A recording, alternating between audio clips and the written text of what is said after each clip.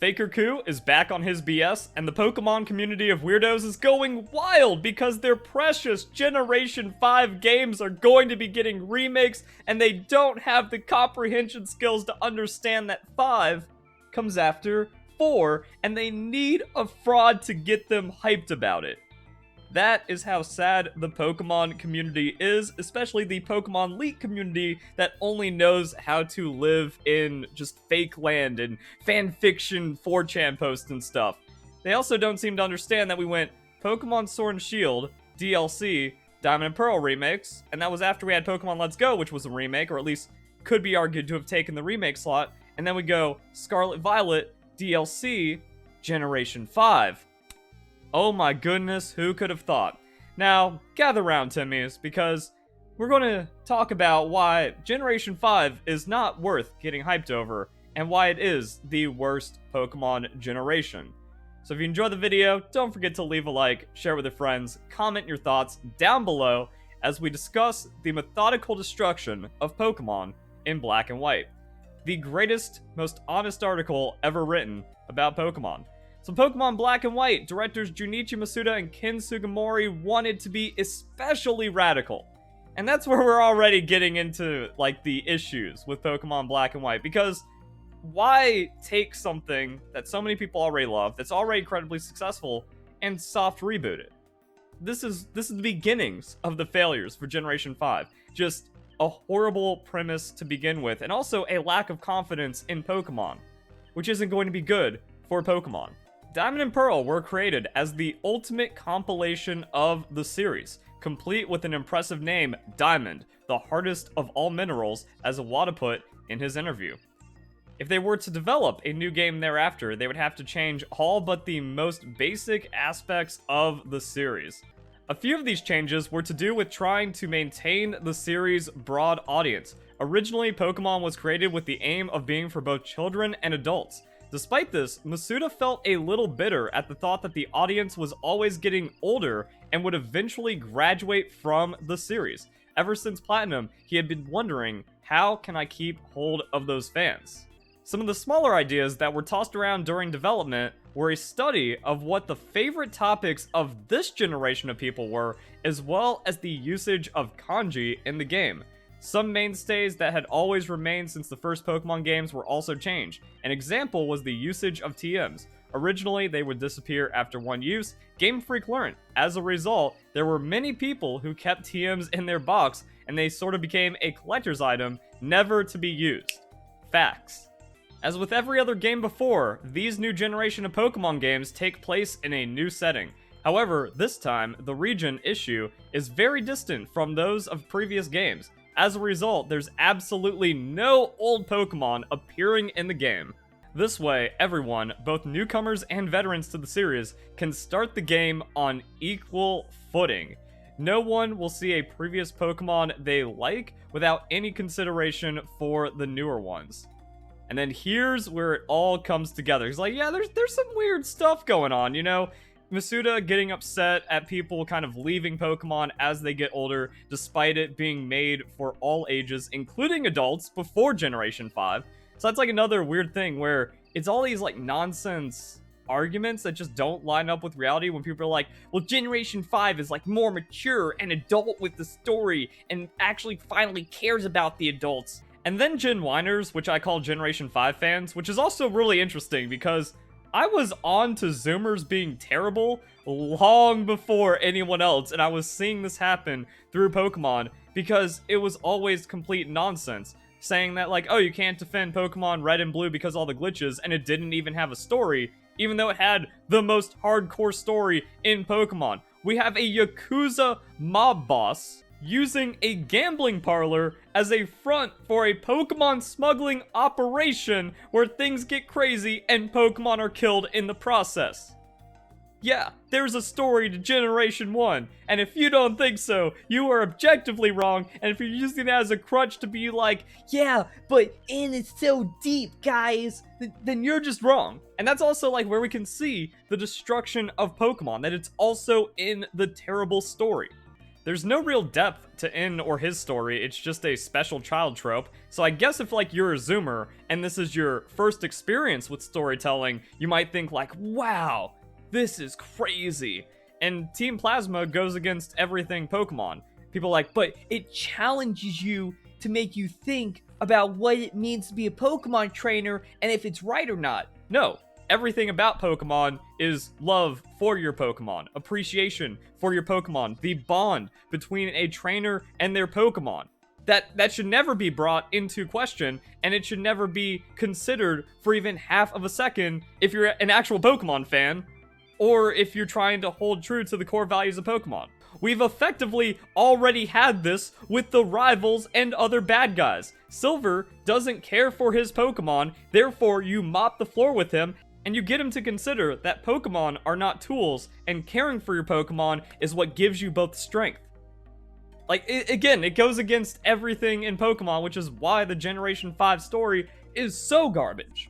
And the overall Generation 5 suffered because the developers put too much stress on themselves. So we have this part right here. On the other hand, as Mr. Masuda said earlier, releasing on the same platform means we have to challenge ourselves to create something new and different. You actually didn't, and that was another thing. Like, it was just not having enough respect for the core success of Pokemon that led to Pokemon Black and White just being a failure for the older fans because it betrayed so much of what Pokemon is. This interview also touches on why almost every Generation 5 Pokemon design is terrible. So Ken Sugimori, it's true, this time we'll be making all the Pokemon new. So at first I said something like, please give me a break, or can't we reduce it a bit? They were just overworked when it came to the Pokemon designs because they had to make Generation 1 all over again, or like they had to fill a region with only new Pokemon, which is really weird if you don't want veterans to leave Pokemon. Which is also more hypocrisy from the Gen Whiner Game Freak hate crowd, because it's all about, oh, modern Game Freak games are bad because there's not enough time given for development, we can't have a new Pokemon game every year, even though Pokemon Black and White is the game that had the most crunch, because they still felt like the success of Pokemon was not going to last, and they didn't have the established workflows that they do now. It keeps on going though. Another complaint Masuda heard was that children were having too much trouble completing the main story of the game, and they usually ended up giving up. This is the most mind-blowing part of the interview, and it's crazy to see how it keeps on holding up. Not only since the last time I talked about this article, but going back to 2010. This was a major discussion in gaming, that games are getting easier and too easy, tutorials are too handholdy, there's too many forgiveness mechanics compared to back in the 90s, back in the day, where games were harder, platformers were tough, and you had to figure it out yourself, but the everyone gets a trophy generation became weak and entitled, and just wanted everything for nothing. And those kids later became known as Zoomers. That is why Pokemon Black and White is so terrible. It is the Zoomer Pokemon game that did not have enough respect for what came before it. Crazy. Let's keep on going. Along this line, the map was designed so that it would be a linear adventure and younger players wouldn't get lost. And that's like, with all the hate that we see for the modern Pokemon games, mostly coming from Gen Whiners that just want to see like all this Generation 5 nonsense.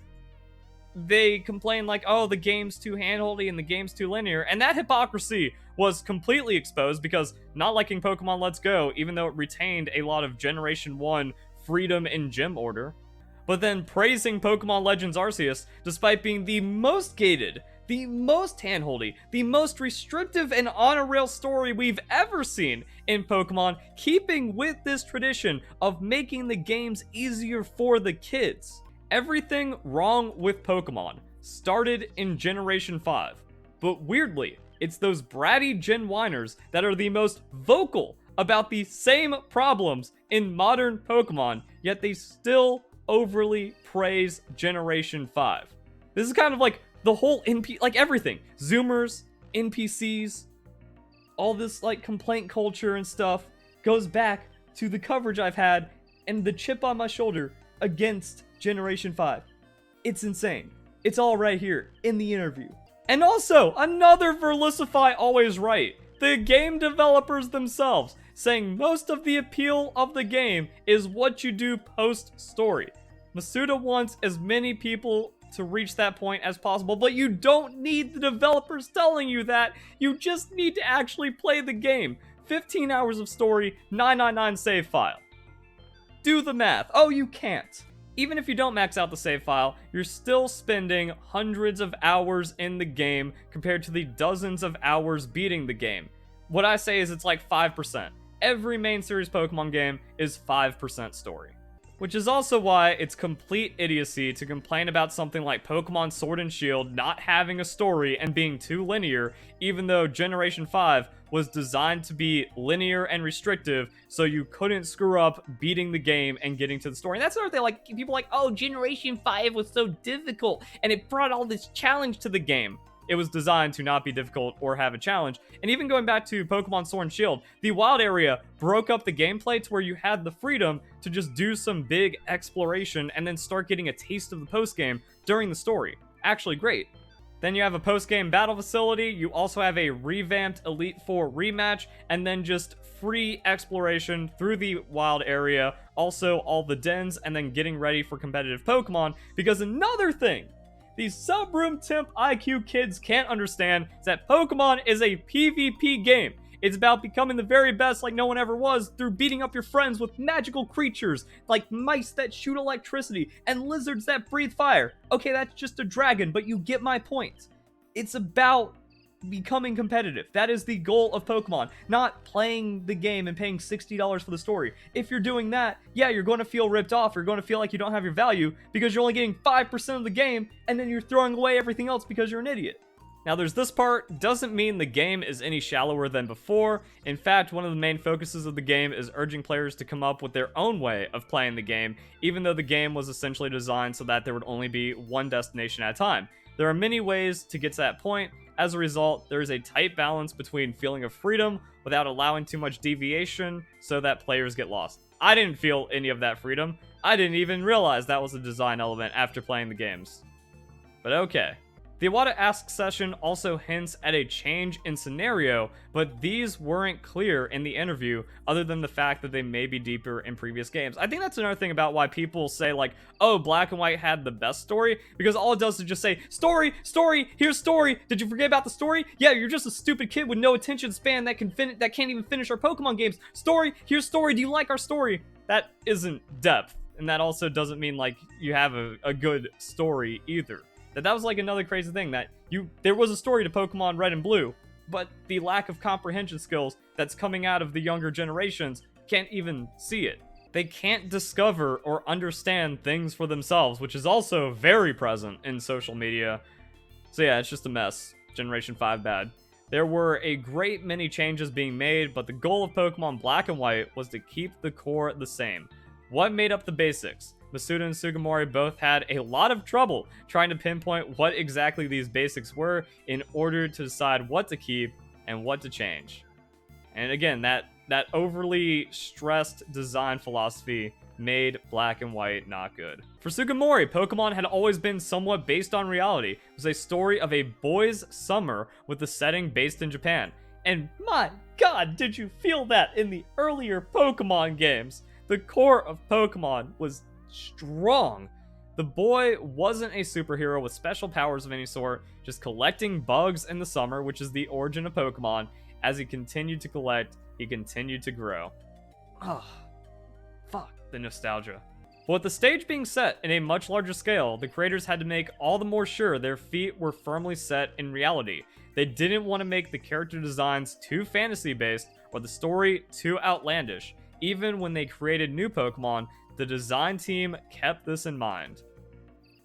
That also kind of explains why the Generation 5 Pokemon designs were so bad. A lot of Generation 5 designs are just worse versions of Generation 1 Pokemon because of weird design philosophy. There was too much focus on making something too specific, which is why Generation 5 feels so inorganic to Pokemon.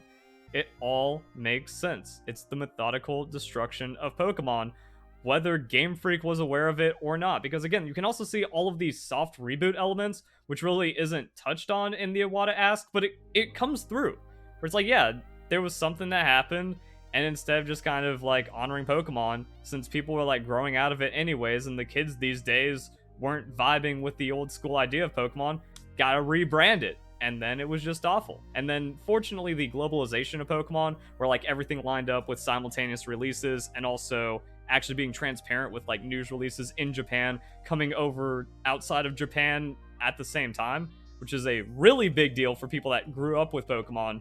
Like, okay, now we can actually do that. That kind of dialed it back against like, okay, the broader appeal and audience of the game is actually a lot better than Game Freak anticipated at this time following Pokemon Diamond and Pearl.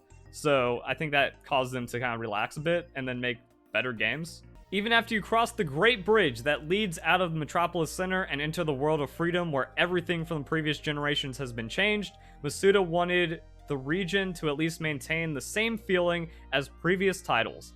Love and peace. A world where people would always give up priority seats for senior citizens on the subway. And basing your region in New York is the worst way of doing that. Maybe there was too much East versus West that caused a shattering of Pokemon in Black and White. But with these ideas in tow, Masuda and Sugimori sought to create what was essentially an old game in a completely new set of clothes. And they failed.